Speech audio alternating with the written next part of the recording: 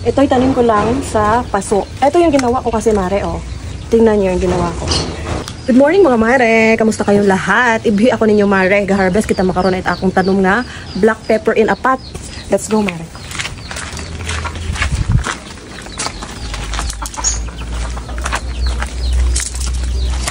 Come on, dali.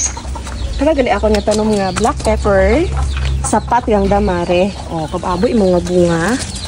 Buabong bunga, Mare, oh. Ag mapuga-puga, ganyan, ag madugaw, undo iba. So, nakita na ako nito sa Facebook. So, nakita na ako sa YT. Pwede na daw itong kunin. Tapos yung iba, nilulubog nila sa ano, minute na tubig. So, ito try natin. Kasi first time ko ito, Mare, mag-harvest. Ayan, madami siya. So, nalalaglag-laglag lang din naman. Kasi nahihinog na yung iba. So, kunin na natin mga Mare.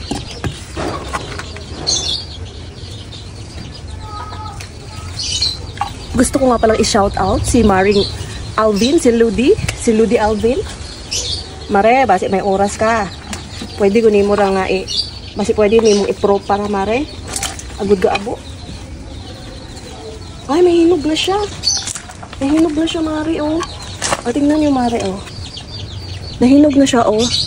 Yan, oh, nangitim. Ay, ang saya naman. Makakatipid na ako sa Ricardo. Ayan, Mare. Ganito pala siya pag mahinog, oh. Yung nakikita natin, nabibili natin na, ano, Ricardo. Galing naman. Nakaka-proud naman itong tanim ko, Mare. Kunin na natin to. Malaking tipid rin ito, mga Mare. Ang hilig-hilig ko kasi magluto, mga Mare. Hilig-hilig ko rin magtanim. Yun. Ang sabi kasi dun sa YT na napanood ko, pwede na siyang kunin. Itong mga dark green na to, kunin natin, man. Tapos itatry natin yung process din nila. Yung iba, ilulubog natin sa tubig. Pero yung iba, inaantay nila na mahinog na. Mahinog na lang siya. Lods Alvin, baka naman. Mare, pag may time ka, puntahan mo ito, ha? At nang maparami mo ito. Mapropa natin. Ikaw kasi yung magaling. Shhh! Gusto rin sumali ng ating mga alagang aso. Yan, may hinog-hinog na siya. Kunin na natin ito, Mare. Laking tipid kasi pag may tanim, Mare. Yan, tapos ito, oh, panibagong bulaklak na naman at bunga ito. Ito'y tanim ko lang sa paso. Ito yung ginawa ko kasi, Mare, oh. Tingnan niyo yung ginawa ko. Binili ko siya, maliit na maliit pa ito. Tapos, ang ginawa ko sa paso, may nakita akong PVC pipe. Ngayon, bumili ako ng, eto, oh, nasisira na nga siya, oh. Kasi matagal na to. Siguro may ano na rin to. May 3 years na yung, ano ko na to, Ricardo. Tapos, bumili ako ng, ano, ng coco rope. Ayan, coco rope kasi ito. Mura lang naman ito, Mare. Yung isang big kiss na to, nasa 25 pa dati.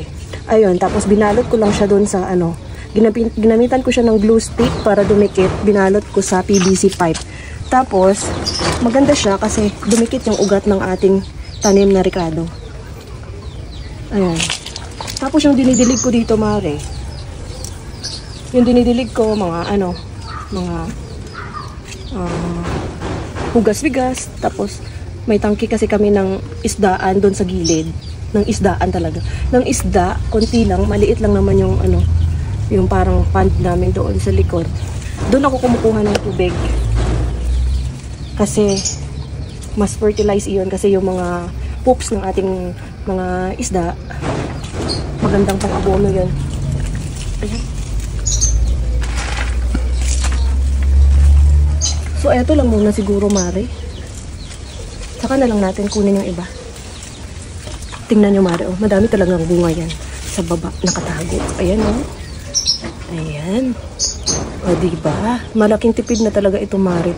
Binili ko lang ito, yung seedlings niya, maliit lang talaga ito, Mare. Binili ko siya nasa 70 pesos. Doon sa may Kapitolyo. Matagal na. Meron yan, Mare, dito. Oh, marami. Marami dito. Dito sa baba, nagtatago.